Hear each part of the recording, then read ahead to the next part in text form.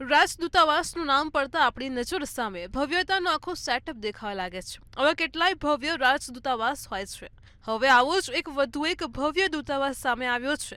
આ જોઈને આમ જ લાગે કે દૂતાવાસ હોય તો આવો। દૂતાવાસની બહાર મોંઘી ગાડીઓ, આલિશાન ઇમારત, વૈભવી ઘડિયાળો, 5 સ્ટાર હોટલોનો પણ ટક્કર મારે તેવું ઇન્ટિરિયર જુઓ તો આ દૂતાવાસ બનાવનારની કલ્પનાને દાદ આપવી પડે। પણ અહીં જ આવે છે મોટો ટ્વિસ્ટ। તમે જે ભવ્ય દૂતાવાસ જોઈ રહ્યા છો તે વાસ્તવમાં અસલી નથી, પણ બધું જ નકલી છે। હા, હવે નકલી રાજદૂતાવાસ પણ બનવા લાગ્યા છે। હર્ષવર્ધન જૈન નામના એક ભેજાબાજુએ આ આખી માયાજાળ રચી છે। ગુનાખોર ઇતિહાસ ધરાવતા હર્ષવર્ધને લોકોને ઠગવા માટે રચેલી માયાજાળમાં કેટલાક લોકો ફસાયા છે તેનો આંકડો હવે પોલીસ મેળવી રહી છે।